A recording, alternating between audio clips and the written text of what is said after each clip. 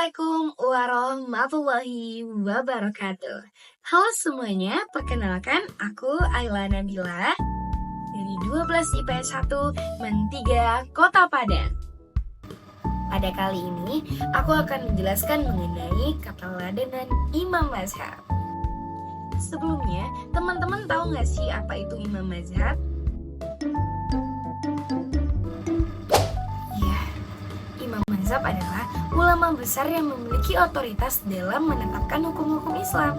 Nah, mereka juga seorang mujtahid yang memiliki kemampuan untuk menggali tentang sumber hukum-hukum Islam.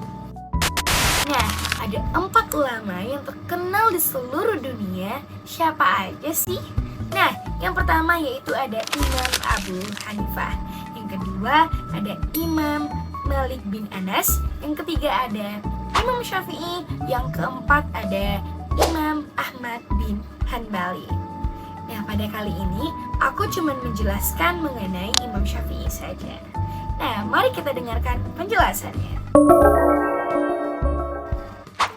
Muhammad bin Idris Asy-Syafi'i atau yang lebih dikenal dengan Imam Syafi'i lahir di Gaza, Palestina pada tahun 150 Hijriah atau 767 Masehi. Beliau merupakan seorang pendiri usul fikih dan pendiri mazhab Syafi'i. Kehidupan pada masa muda Imam Syafi'i. Sedari kecil, Imam Syafi'i sangat gemar dalam menuntut ilmu, apalagi menggali pengetahuan mengenai ilmu agama. Dan beliau mempelajari ilmu agama sendiri itu di berbagai daerah. Pada Makkah, Madinah, dan Baghdad. Nah, saking beliau giat dalam menuntut ilmu dan menggali ilmu pengetahuan setelah bertahun-tahun dan hasil diskusi beliau terhadap guru-guru dan rekan-rekannya, akhirnya tercetuslah sebuah mazhab yang disebut dengan mazhab Syafi'i. Di mana mazhab Syafi'i sendiri itu adalah sebuah mazhab yang sangat mayoritas yang ada di Indonesia. Nah, karya-karya Imam Syafi'i sendiri itu ada Ar-Risalah, yang kedua ada Al-Umm. Sekarang kita masuk ke inti video, yaitu keteladanan Imam Syafi'i. Yang pertama adalah ketekunan beliau dalam menuntut ilmu. Beliau menjadikan sebuah pengetahuan tersebut menjadi cara dalam menghadapi tantangan dalam perkembangan zaman.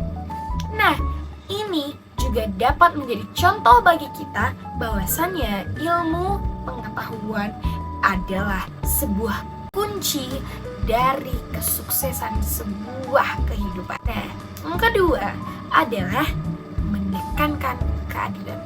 Beliau adalah seorang yang sangat adil.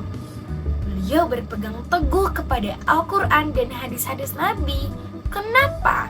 Karena Al-Quran dan hadis Nabi adalah sumber hukum Islam. Nah, saat menetapkan hukum, beliau tidak takut kepada siapapun. Beliau akan menetapkan hukum kepada siapa saja tanpa pandang bulu. Selanjutnya adalah beliau sosok yang sangat rendah hati dan tidak sombong. Satu lagi, beliau adalah orang yang sangat sederhana. Walaupun beliau seorang ulama besar ya, tapi beliau tidak sombong. Beliau selalu menyampaikan pengetahuan beliau kepada siapa saja tanpa berat hati. Nah, beliau juga seorang yang sangat sederhana tanpa ada kemewahan apapun di dirinya. Yang terakhir, beliau adalah sosok yang sangat tegak dalam kebenaran. Walaupun terkadang kebenaran apapun yang kita sampaikan pasti ada sebuah kontra atau perlawanan yang entah dari mana. Namun beliau tidak takut. Beliau selalu semangat dalam menghadapi tantangan yang terjadi, selalu menegakkan keadilan. Nah, itu sangat penting bagi kita, apalagi kita di Indonesia yang memiliki berbagai keragaman dan pastinya memiliki berbagai tantangan hidup. Nah, kita harus berani dalam menegakkan keadilan dan kebenaran seperti Imam Syafi'i.